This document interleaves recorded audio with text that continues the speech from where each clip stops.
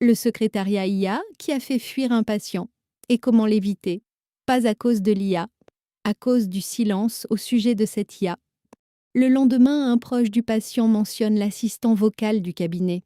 Le patient comprend alors, ce n'est pas vous qui aviez décroché, la première fois. Bonjour, je suis Estelle. J'ai été kinésithérapeute ostéopathe et j'aide aujourd'hui des cabinets comme le vôtre à automatiser leur accueil sans jamais perdre la confiance d'un patient. Dans cette vidéo, je vous montre 3 choses. Pourquoi la transparence protège la confiance au lieu de la fragiliser, le ton qui fait toute la différence au téléphone, et la méthode en 4 étapes pour l'installer sans frais supplémentaires. Avant la méthode, il faut comprendre une chose. Ce n'est presque jamais la technologie qui inquiète un patient, c'est le silence autour d'elle. Ce n'est pas un phénomène nouveau, 36% des Français ont déjà parlé à un agent vocal automatisé au téléphone, tous secteurs confondus, banque, livraison, assurance. On a déjà tous appelé un service client sans savoir au premier mot si on parlait à une vraie personne. Ce n'est pas ça le vrai problème. Le vrai problème, c'est de le découvrir après coup. Une étude Ipsos BVA de 2025 est claire. Pour 72% des Français, il est inacceptable qu'une IA réponde sans le dire dès le départ. Ce n'est pas la voix automatisée qui blesse, c'est le sentiment d'avoir été mené en bateau, même sur un détail.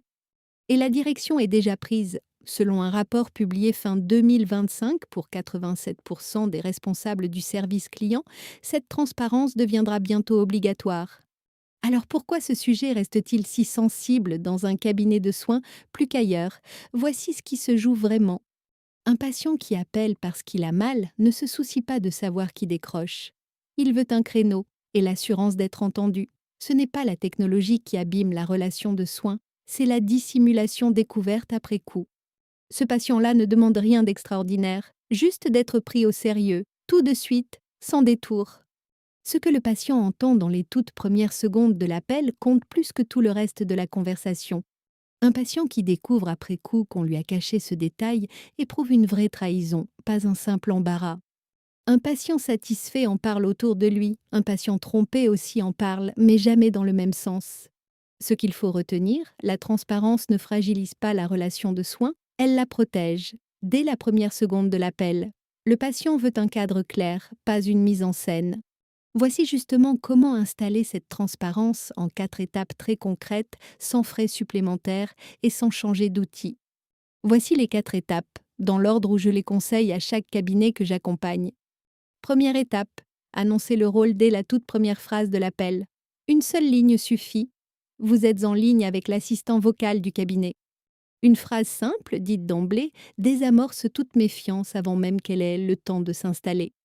Ce simple réflexe change toute la suite de l'appel, du premier mot jusqu'au dernier. Deuxième étape, calibrer le ton, ni trop mécanique, ni faussement humain. On reste factuel, créneau, tarif, adresse. On peut préciser s'il s'agit d'une première consultation ou d'un suivi pour caler la bonne durée de créneau, mais jamais le motif médical exact. Un patient qui perçoit qu'on ne cherche pas à lui soutirer une information médicale fait confiance à l'outil, presque tout de suite.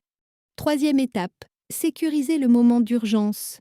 Le transfert vers vous doit être annoncé clairement. Je vous mets en relation ou je transmets immédiatement au praticien. Le patient sait alors qu'il a été entendu, même si vous êtes en séance au moment précis de son appel. Quatrième étape, le mentionner sobrement sur votre site ou votre fiche Google. Une seule phrase suffit. Le cabinet utilise un accueil téléphonique assisté pour ne manquer aucun appel. Ainsi, plus rien ne surprend un patient qui tomberait un jour sur cette information par hasard. Voilà les 4 étapes. Une fois votre assistant vocal en place, aucune d'entre elles ne vous coûte un centime de plus. Reste à savoir ce que ça change vraiment sur un cabinet concret.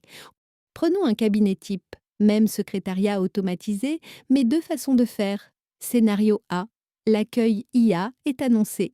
Scénario B, le patient le découvre après coup. Prenons une hypothèse prudente. Un patient perdu par trimestre, soit 4 par an, qui venait en moyenne 4 fois, à 60 € la séance. Ça fait 960 € de séances perdues par an, sans compter le reste. À l'inverse, un cabinet qui annonce clairement son accueil assisté installe la confiance dès le premier appel. Aucun patient ne dira un jour « Vous m'avez fait croire que c'était vous ». C'est un choix d'organisation assumé, pas une faiblesse à cacher. Le même outil, la même technologie. Ce qui change, c'est une phrase dite au bon moment. Pour résumer, on annonce le rôle dès la première phrase. On reste factuel, jamais de motif médical. On sécurise le moment d'urgence et on le dit sobrement sur son site.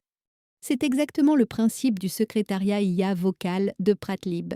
Il s'annonce toujours clairement, ce n'est pas une option. Vous voulez vivre ce que vit votre patient? Le numéro de la démo vous attend sur pratlib.fr. Un cabinet fictif répond et vous jugez par vous-même.